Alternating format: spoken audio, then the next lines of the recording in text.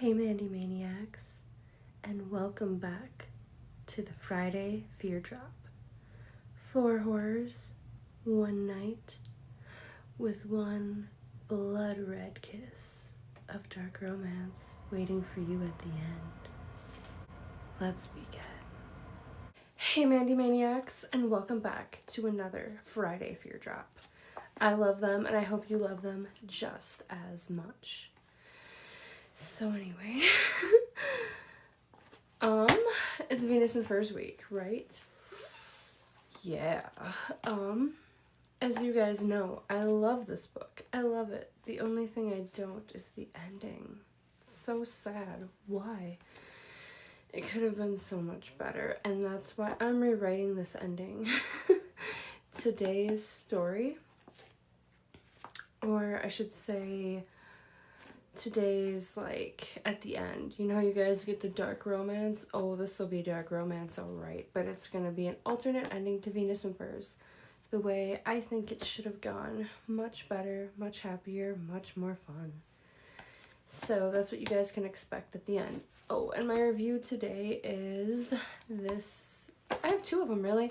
See this thing I'm wearing? It's new, and I think it's kind of ugly, honestly. I don't love it. But I guess we're also going to call this book a review. This book is nowhere near new to me.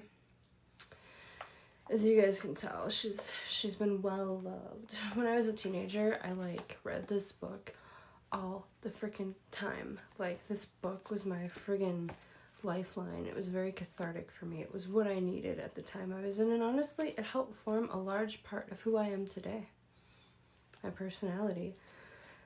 Kind of, are you the rabbit or the headlights, you know? To quote Marilyn Manson. You know, I definitely realized, headlights. Definitely the headlights. Did not want to be a rabbit.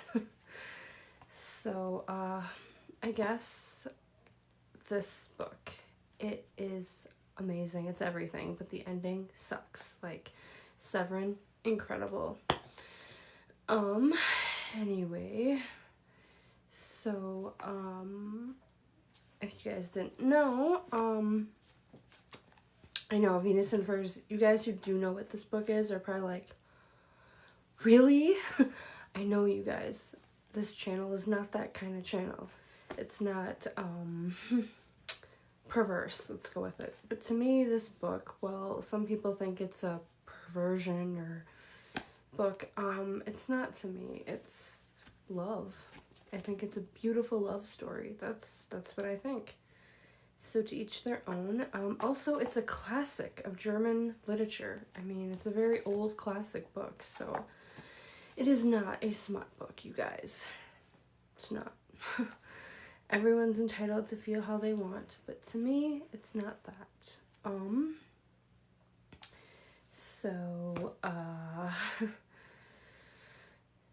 A sensational depiction of passion that defies the norms of 19th century. You know, brutal violence, love, it's great, you guys. If you haven't read it, you should. Also, history. This book started a whole, started it all. You guys who have heard of maybe a certain thing, his name, you guys read between the lines, right?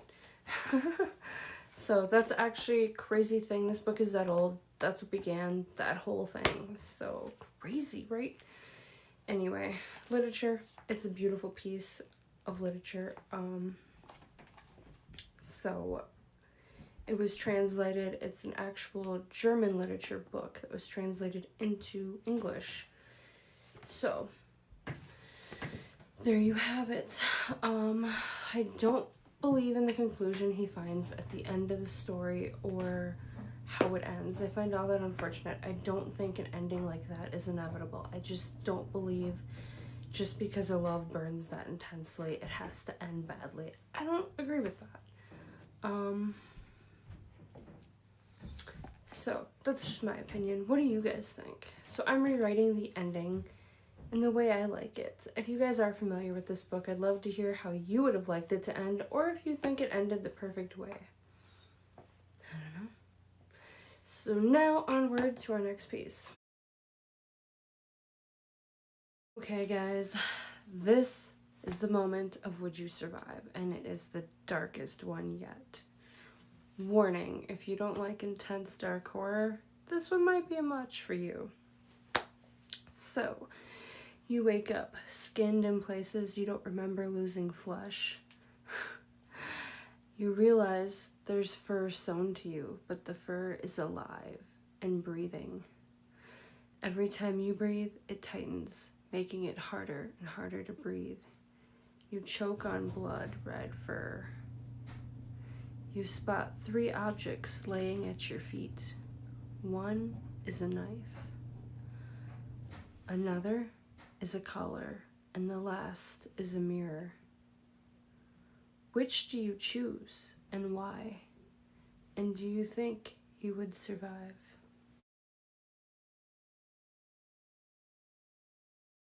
Now for the creepy legend. So, there's an old tale, a European tale, that goes along the lines of fur remembers emotion. If you're wearing fur, not faux fur like this, but real animal fur, during an intense moment of emotion, such as extreme pain, love, something like that it will lock that into the fur as passion that stays with it. That's why some say if you're wearing a vintage fur or someone's fur who's worn it before, even on the coldest winter nights, it already seems alive with warmth.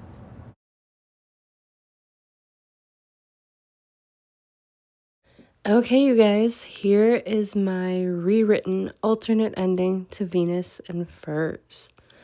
I hope you like it. I think this would be a much better ending, at least for me, for the story. If you guys have read it, feel free to comment and let me know what you think the perfect ending would have been, or if you think the one it had was great.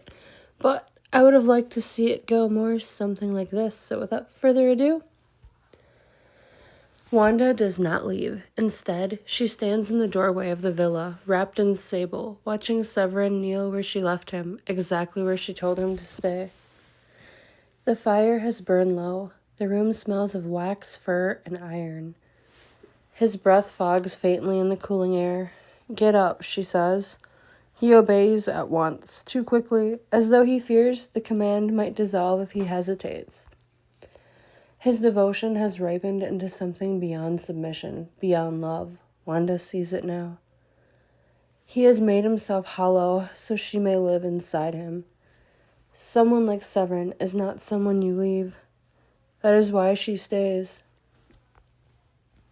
She circles him slowly, boots tapping against the floor. The fur trails behind her like a living thing. She tilts his chin up with the handle of the whip, not to strike, not yet.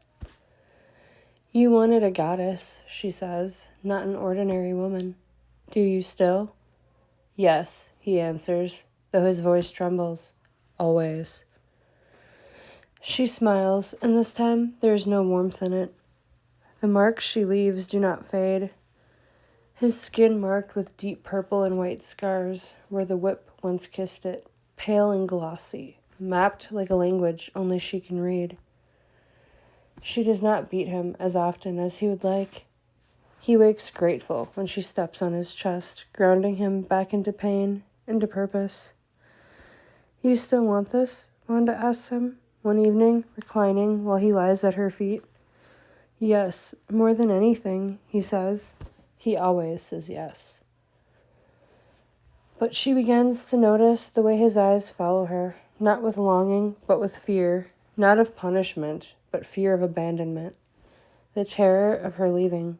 That is when she understands the truth. She has not broken him. She has finished him into something beautiful. Wanda presses her forehead to his chest and listens to his heart. She could leave now. She could still walk away, reclaim herself, become human again. But she doesn't want to be human. The world never finds them.